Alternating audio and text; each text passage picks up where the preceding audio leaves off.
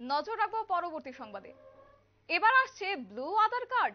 হঠাৎ করে ব্লু আধার কার্ডের সিদ্ধান্তই বা কেন? কি সেই ব্লু আধার কার্ড জানেন কি? কোন কোন তথ্য, কোন কোন নথি বা লাগছে এই ব্লু আধার কার্ডের আবেদন করতে গেলে? চলুন তাহলে বিস্তারিত জেনে নেওয়া যাক। আমাদের সাথে রয়েছে প্রতিনিধি সুপ্রীতি মুখার্জি। সুপ্রীতি, কি বলছে শুনবো।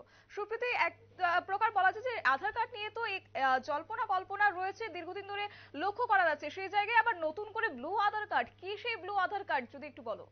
একদমই। দেখো শতাব্দী, ভারতীয়দের ক্ষেত্রে একমাত্র পরিচয়ের যদি অন্যতম মাধ্যম কিছু হয়ে থাকে তা হচ্ছে এই আধার কার্ড, পরিচয়পত্র। এই আধার কার্ডকে ব্যবহার করেই কিন্তু জন্ম থেকে মৃত্যু পর্যন্ত যাবতীয় কাজের জন্য একেবারে অন্যতম পরিচয়পত্র হিসেবে ব্যবহার করা হচ্ছে আধার কার্ড। ব্যাংকের অ্যাকাউন্ট খোলা থেকে শুরু করে অন্যান্য কোনো সরকারি কাজ হোক বা বেসরকারি কাজ হোক, প্রতিটা ক্ষেত্রে আধার কার্ড হচ্ছে মাস্ট এই মুহূর্তে ভারতীয়দের। তারই মধ্যে দেখো সাম্প্রতিককালে নিউজ ভ্যানগার্ড যে খবর সম্প্রচার করেছিল আধার কার্ড বাতিল। এই আধার কার্ড বাতিলকে কেন্দ্র করেও কিন্তু একটা মাথা চাড়া দিয়ে উঠেছিল সকলের মধ্যে, চিন্তা থেকে শুরু করে উদ্বেগ, উৎকণ্ঠার অন্ত ছিল না। যদি এই মুহূর্তে হঠাৎ আধার কার্ড বাতিল হয়ে যায় তাহলে কি হবে, তাহলে পরবর্তীতে কোন কার্ড আসতে চলেছে বা সেই কার্ডগুলোকে কি করব। এই যে একটা টালমাটাল পরিস্থিতি, একটা মানুষের মধ্যে জলঘোলা চলছিল, সেই জায়গাতে এবার কি আসলো না নীল আধার কার্ড। সত্যি প্রশ্ন এই মুহূর্তে যে কি এই নীল আধার কার্ড, কিভাবে তা আমরা ব্যবহার করব, কাদের জন্যই বা এই নীল আধার কার্ড প্রযোজ্য, সব প্রশ্নই কিন্তু দেখো এই মুহূর্তে মাথাতে আসছে, ঘুরছে আমাদের এক প্রকার বলা যায়। প্রথমেই তোমাকে বলি যে এই নীল আধার কার্ডটি কি। নীল আধার কার্ড কিছুই না, সাধারণই আরেকটি আধার কার্ড, যে আধার কার্ড শুধুমাত্র এবার শিশুদের জন্য বা বাচ্চাদের জন্য শুরু হতে চলেছে।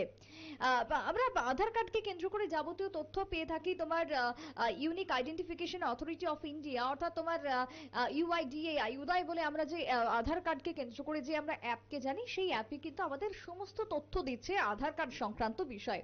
দেখো এতদিন পর্যন্ত আমরা জানতাম কি যে প্রাপ্তবয়স্কদের ক্ষেত্রে আধার কার্ড থাকে বা বাচ্চাদের ক্ষেত্রে থাকলেও 5 বছরের নিচে তাদের কখনো আধার কার্ড ছিল না। 5 বছরের ঊর্ধ্বে যারা, তাদেরই সেই জায়গায় আধার কার্ড রয়েছে এখনো পর্যন্ত। কিন্তু এই যে ব্লু আধার কার্ড যেটা আসতে চলেছে বাজারে নতুন ভাবে, দেশে নতুন ভাবে আধার কার্ড আসতে চলেছে, সেই আধার কার্ডের ক্ষেত্রে স্পষ্টত উল্লেখ করা হচ্ছে কি না 0 থেকে 5 বছর পর্যন্ত বয়সী যে সমস্ত শিশুরা রয়েছেন, সেই শিশুদের জন্যই এবার ব্লু আধার কার্ড আনতে চলেছে দেশ। কেন কি, এ দেখো শিশুদের ক্ষেত্রে যদি কোনো বৈধ কাগজপত্র প্রমাণপত্র না থাকে তাহলেও কিন্তু বিভিন্ন সময় বিভিন্ন সমস্যা তৈরি হয়।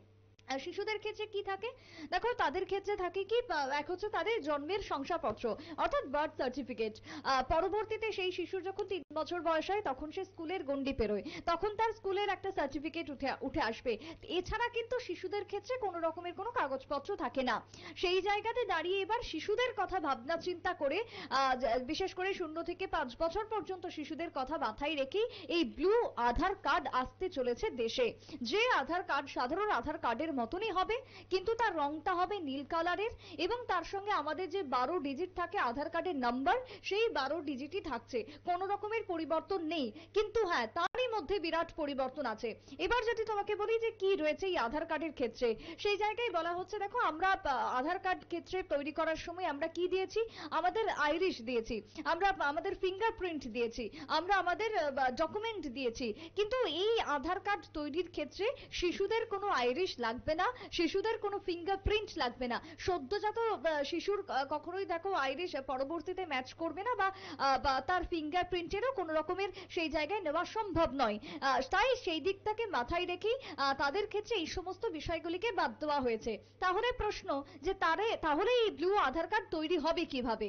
তখন কি করতে হবে, শিশুদের যে হসপিটাল থেকে বার্থ সার্টিফিকেট দেওয়া হবে, সেই সার্টিফিকেটটুকু প্রয়োজন আধার কার্ড তৈরির পেছনে। অন্যদিকে অভিভাবক অর্থাৎ বাবা বা মায়ের ক্ষেত্রে বৈধ যে কাগজপত্র ডকুমেন্টগুলো রয়েছে, আধার কার্ড তো মাস্ট, এছাড়াও অন্যান্য যে ডকুমেন্ট রয়েছে সেই ডকুমেন্ট দিতে হবে ব্লু আধার কার্ড তৈরির শুরুতে একটি ক্ষেত্রে। বিষয় জানতে চাইবো, হঠাৎ করে এই ব্লু আধার কার্ডের সিদ্ধান্তই বা কেন, বা এবং কি কি এই সুবিধা থাকবে এই ব্লু আধার কার্ডে? একেবারে এই যে সিদ্ধান্ত, এটাও একটা বড়সড় প্রশ্ন, কেন এলো এবং কি হবে এটা করে। সেই জায়গাতে দেখো বর্তমান সময়ে আধার কার্ড বাতিলকে কেন্দ্র করে একটা মাথাচাড়া দিয়ে উঠেছে মানুষের মধ্যে বিভ্রান্তি।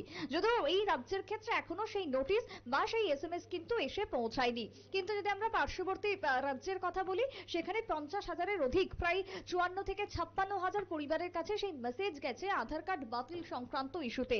এবার যদি বলি এই ব্লু আধার কার্ড তৈরির মধ্যে কি লাভ হচ্ছে, না শিশুদের ক্ষেত্রে একটা বৈধ পরিচয়পত্র থাকছে এবং সেই পরিচয়পত্রটা বিভিন্ন সময় যাতে তাদেরকে দেখাতে পারে সেই শিশুটি, যেমনটা আমাদের প্রতিটা নাগরিকের কাছে রয়েছে আধার কার্ড, প্রতিটা ক্ষেত্রে যেরকম বাধ্যতামূলক করা হচ্ছে, শিশুদের ক্ষেত্রে সেই ডকুমেন্টের মধ্যে এবার আধার কার্ড আনা হচ্ছে।